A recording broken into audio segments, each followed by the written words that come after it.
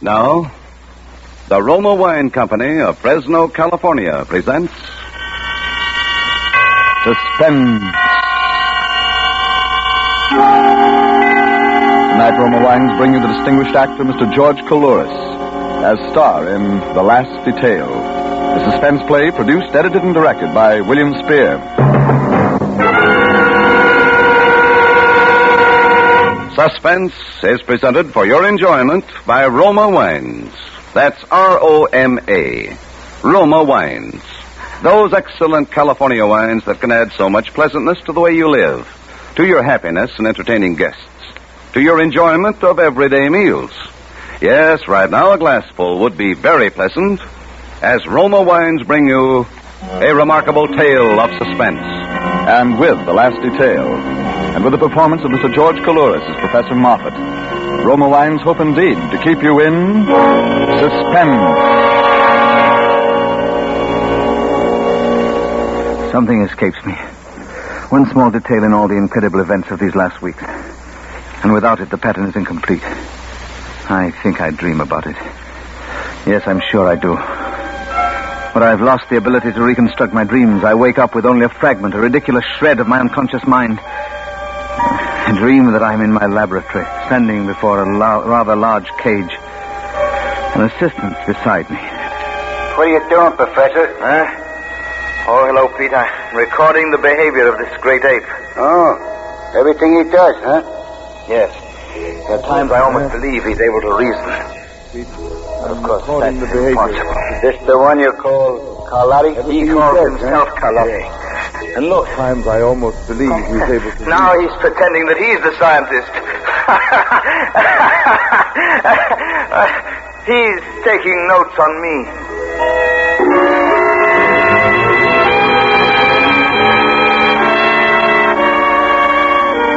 That's all I remember of the dream. But after that, something about the cage. Well, as a scientist, I should be able to reconstruct from what I actually saw and heard. I'll take a cue from my dream. I'll set down all that happened as dispassionately as Dr. Kohler recorded the behavior of his renowned chimpanzees at Tenerife.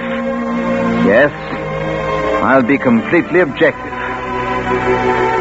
In the first place, I must remember that much of what happened was accidental. Happened through blind chance. It was purely fortuitous that I should be living in that house on Van Ness Avenue in San Francisco. And no one could foresee that I would be there, alone. I was sitting in my study, working on a paper for the university. A paper on instinctual behavior of the spider crab, and the doorbell rang. As I say, I was alone, as I'd been ever since Janet went away. So I opened the door myself. Yes? We're taking a census. A census? Yeah, it's about housing. Special survey. What's your name? Huh? Oh, Leland Jennings Moffat, Ph.D. Leland Moffat. Occupation? Professor of Comparative Psychology, Golden Gate University. Professor... Professor, too. How many people in this house? I'm the only resident. Only one, huh? No wife? No. My wife's been away for about 6 months. Roomers? Boarders? No one. I live alone. Old house, isn't it? Yes, I'm told it was built before the fire. Yeah, it looks it. Well, okay. Thanks, Professor. Thanks very much.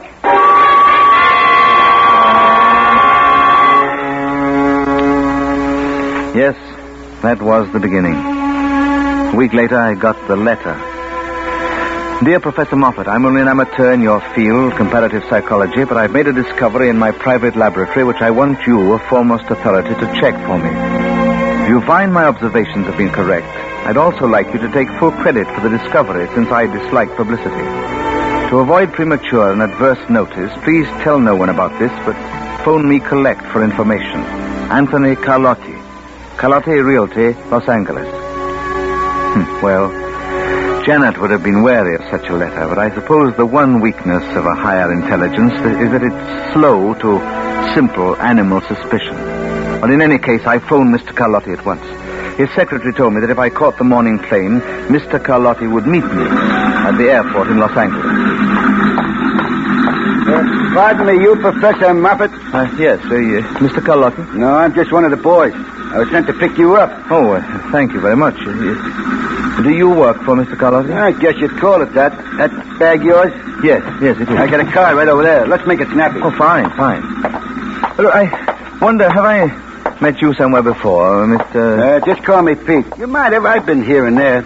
Oh, well, I don't suppose it's likely, but still, you look very familiar. There's a million mugs like mine, Professor. Here. You're right in the back. Very well. Oh, my, this is luxury. For the boss, nothing but the best. All set? Yes, all set. Tell me, do we have far to go? Huh? Oh, no, not far. The boss is in Bel Air. Bel Air? Well, he lives there? Sure, some layout he's got. It's quite a change for you, Professor. Huh? Oh, you're one of the census takers. You were at my house last week. Look, Professor, I made a slip. Forget it, will you? Why should I forget it? It's the boss. I wouldn't want the boss to know, you see. Oh. You were trying another job, is that it? Yeah, something like that. I was trying another job.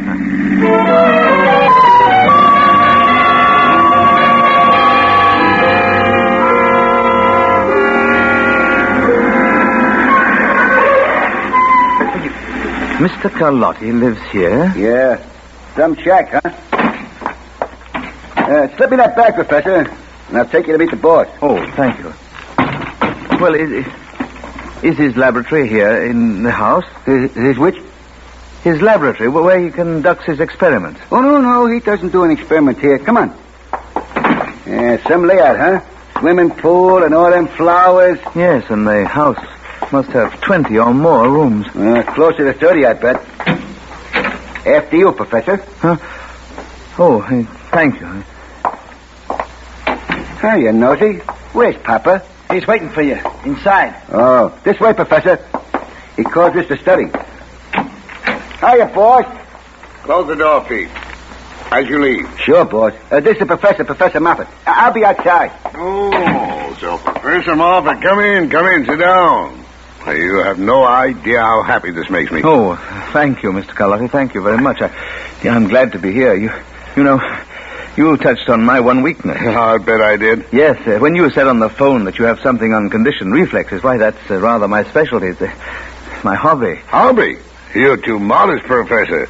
Why, just the other day I was rereading this, the report of your experiments with frogs. Oh. There's nothing to compare with it. Oh, well, frankly, I do consider that a contribution to the field. Well, why do you suppose I called on you to check my experiments? Oh, you mean because of that pamphlet? Exactly. I wouldn't trust anyone else. Oh, well, I confess I'm extremely curious to see what you're doing. Well, you only hinted on And I can't tell you any more until we get to the laboratory. I'll take you there after dinner. Oh, I hope sooner.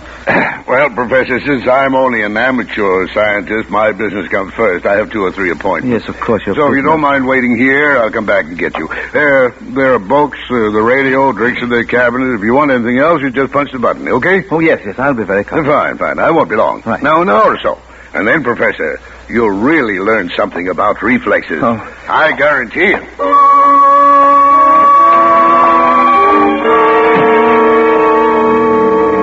He went out, and I took a book off the shelf and settled down to read. Yes, but my mind wandered. Mr. Carlotti intrigued me. He certainly wasn't an intellectual in either appearance or manner. Altogether a bit coarse, ruthless looking. And I was quite sure that his capacity for abstract thinking was limited, to say the least. Yet the report on my labyrinth experiments with frogs had been stimulating to even so dull a mind as his. Well, I walked over to his desk and looked down at my pamphlet with a feeling of some little satisfaction. I picked it up and idly flipped the pages. And it was then I realized that something was terribly wrong. Because in the pamphlet which Mr. Carlotti told me he had read twice, the pages were still uncut. I threw it down on the desk and went to the door. The door was locked.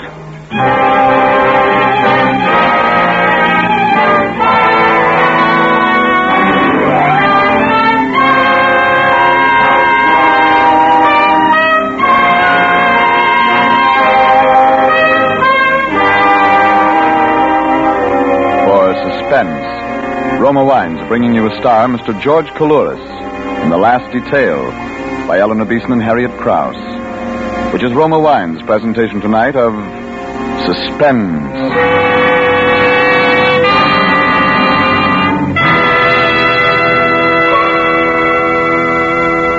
Between the acts of suspense, this is Truman Bradley for Roma Wines. Elsa Maxwell is famous not only as a hostess, but also for her helpful suggestions on how to entertain more graciously. Recently, she said, "The next time you have friends for dinner, add to their enjoyment of the food and give the occasion a gracious, festive touch by serving distinguished Roma California Burgundy. Even when ration points are low, your simple menus take on added glamour, added flavor goodness with Roma Burgundy. Serve well cooled." Yes, Elsa Maxwell's suggestion is one that lends enchantment to dining. You'll enjoy Roma Burgundy, its tart piquancy, its fruity, robust taste, the happy result of selecting and gently pressing luscious grapes from California's choicest vineyards, guided to flavor perfection unhurriedly by Roma's ancient wine skill. Good Roma wines never vary, are always enjoyable, yet cost only pennies a glass. Remember, because of uniformly fine quality at reasonable cost, more Americans enjoy Roma than any other wine. R-O-M-A, Roma Wines. And now Roma Wines bring back to our Hollywood soundstage George Coulouris, who in the character of Professor Moffat in The Last Detail continues a narrative well calculated to keep you in suspense.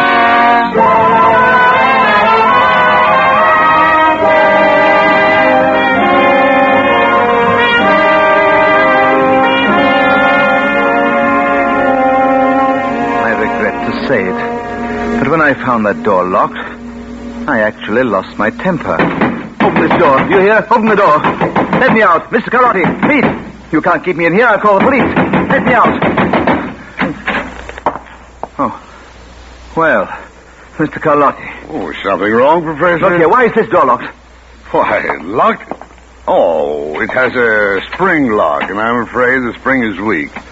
Oh, I thought it'd been fixed. I rang the buzzer and found it on the door, but no one came. Oh, I'm terribly sorry to have kept you waiting. You've done more than keep me waiting. You've thoroughly annoyed and angered me. What's going on? Why did you bring me down here? Why, to make experiments. Yes, my pamphlet. You said you read it.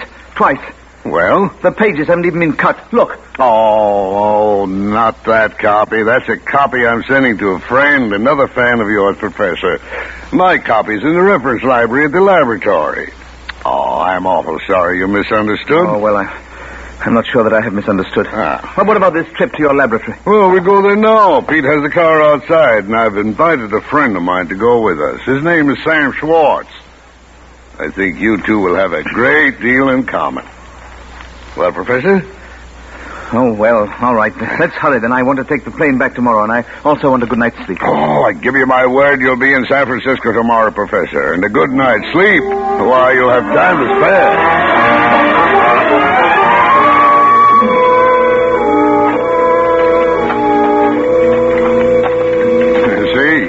Pete knows you're in a hurry. He's got the motor started. Here, you're riding back with me, Professor. This is Sam Schwartz, the friend I told you about. Oh. How do you do, Mr. Schwartz? Hello, sucker. That's right, Professor. Climb in. I forgot to say that Sam tries to be funny. Well, we're ready, Pete. Let's roll. Okay, boss. And the boy up there with Pete is Nosy. I don't think you know him, Professor. Oh. Wait, yes, I believe I've seen him somewhere. What's the matter, Sam? Cat got your tongue? Why don't you make yama-yama with the professor? Nuts. Sam isn't feeling too well tonight, Professor.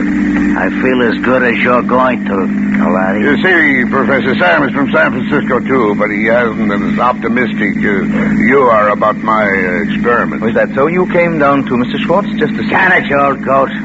I came down because I was tricked. Shut up, Sam. Yeah, I was tricked. You can't be alone, Carlotti. You got me in the griddle. My boys will give you a payoff. I said shut up.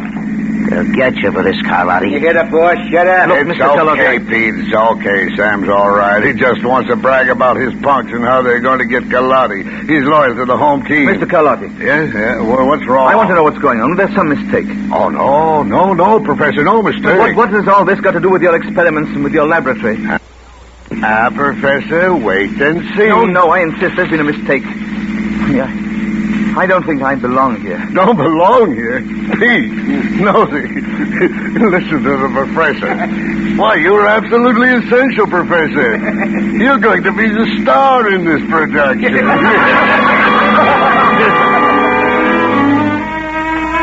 I knew then that events had gotten rather beyond me.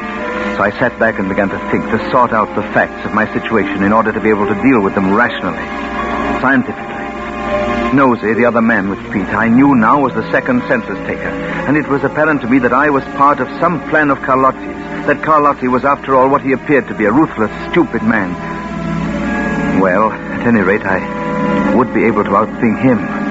The car swung off the highway and pulled up in front of a closed gate over which there was a sign that said rear entrance. A man in a guard's uniform opened the gate, and as our car went through, Carlotti leaned out and said, "Nice going, Mike."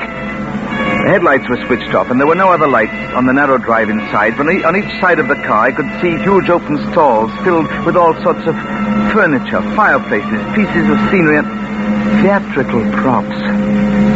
Then suddenly, we were passing through what looked like a city street, and I knew where we were.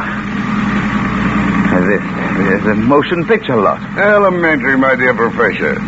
Paratone pictures. Oh, I've never been to one before. This is rather interesting. You're going to find it very interesting. Yes, I gather that. Carlotti, tell me, who's going to be killed tonight? Huh? Wise the guy up, Carlotti. Shut up, Sam. Will it be me or Mr. Schwartz, or both of us?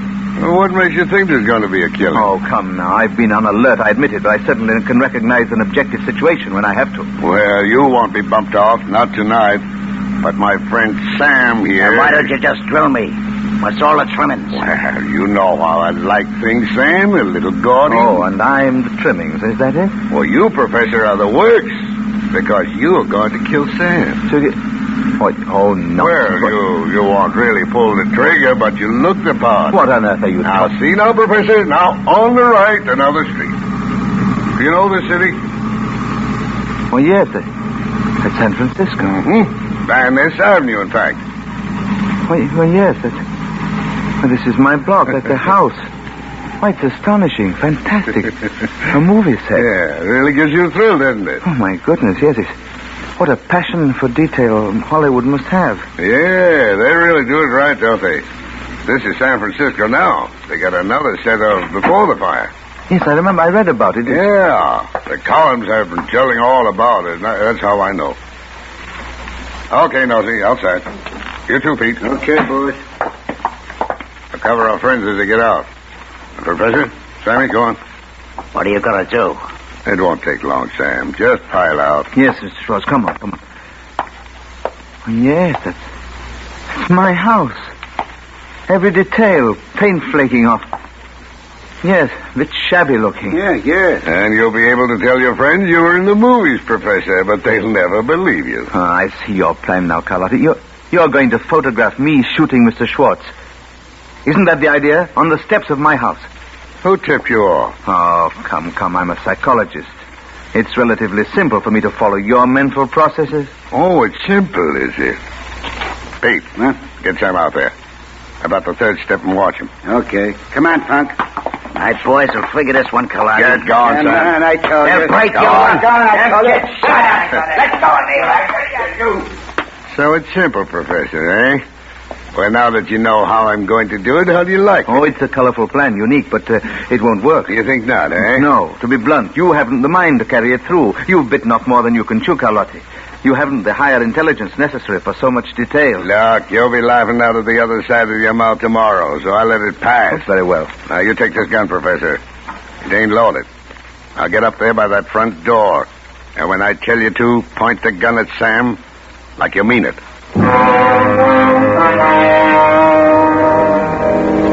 As I climbed the steps of the set, I was filled with an enormous valid amusement.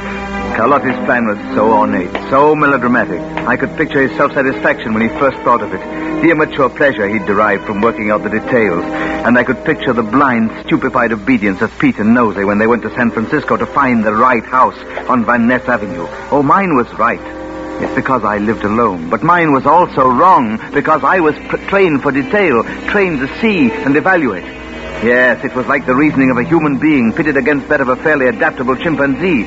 And as I stood in the doorway of the admirable replica of my house, I looked around quickly for the one or two flaws which I could later use. Flaws which would prove that night I was in Los Angeles and not in San Francisco. Yes, and then Carlotti gave his signal. Okay, Professor. Aim your gun. Pete. Yeah? Get Sam moving, and then let it fly. Perfect. What a shot, and what a picture. Is he dead, Pete? Dead as a mackerel. You did good, too, Professor. In that picture, it looked like the real thing. Thank you, Carlotti. I enjoyed it. I suppose everyone likes to act. Yeah, I got to hand it to you, too. You didn't bat an eye. To see a man killed? Scientists can't be too perturbed about death. I guess not, no. Pete. Yep. Get the late Mr. Schwartz into the car and watch the blood. There won't be a drop, boss. I got the coat under him right away. Now, Professor, I promised I'd get you home. Pete's going to drive me there, all the way to San Francisco? Sure. We've got to have Sammy found up there, don't we? Of course. Oh, yes, of course. Well, so I figured you'd better go along for the ride.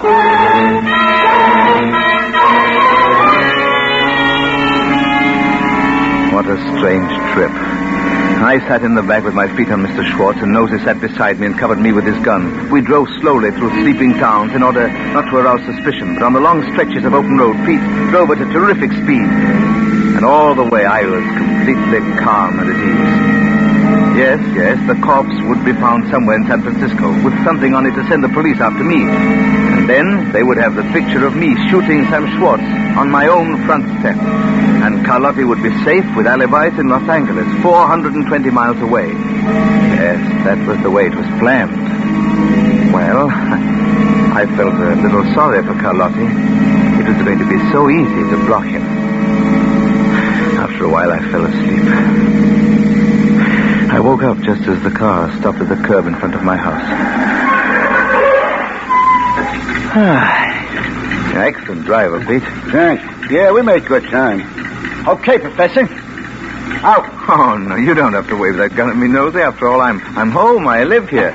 Yeah, and I'm going in with you. Until Pete has time to attend to a couple of other arrangements. Yes, of course. He has to dispose of the body. He has to tell the police and give them the picture. You know everything, don't you? Okay, Pete, get going. I'll meet you later. Sure thing, Nosey. Same time, same place.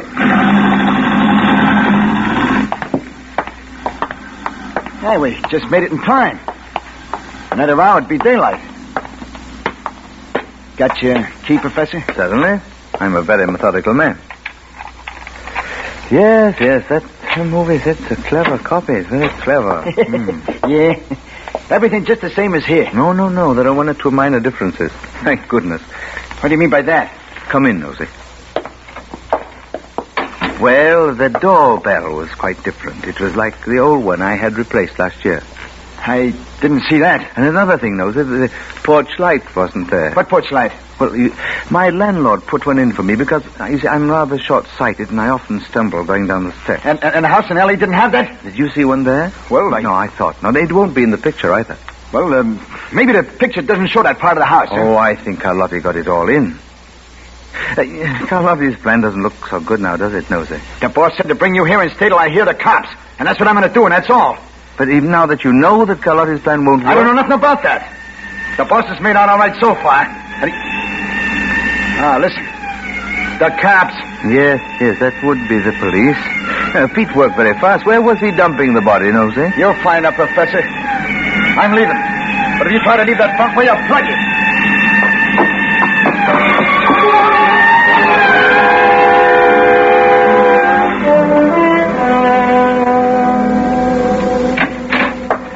Yes, come in, gentlemen. I was expecting you. You, Professor Moffat? That's right, and you're from the homicide squad. Come in. Hey, how did you know we were coming? You found the body of a man named Schwartz, and someone told you I killed him, right? No, we didn't find any body. Oh, then someone sent you a photograph of me standing on my front porch shooting Sam Schwartz. Now, look, we don't know anything about you or Sam Schwartz, and we didn't see any pictures. Oh, then why are you here at this ungodly hour? We got a phone call. Phone call? Sure, someone phoned in. But you had a body here, so we came to check. Yeah, a body here? In this house? That's right. We always check these calls, even though a lot of them are from crackpots. This one said the body was in your cellar. What? Now, of course... What? In my cellar? Yeah, so if you don't mind, we'll just look around. No, you can't go into my cellar. There's nothing there. There's nothing in the cellar. Hey, grab the old duffer, Whitey. Hang on to him. I'll take a look-see.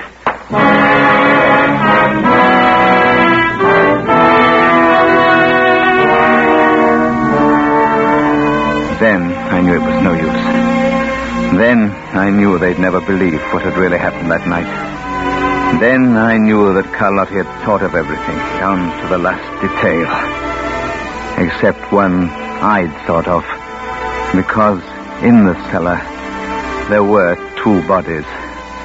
The body of Sam Schwartz that Pete had put there that night, and the body of Janet, my wife, whom I'd murdered 6 months before. Oh, yes. Now I remember my dream. The rest of it. I'm standing in my laboratory, beside a cage. Only I'm in the cage, and I'm watching Carlotti. And Pete's there, and Carlotti is talking.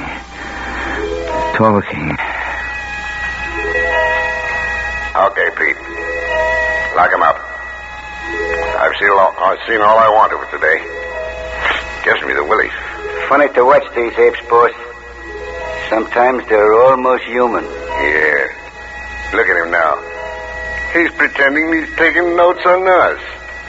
He's pretending he's a professor.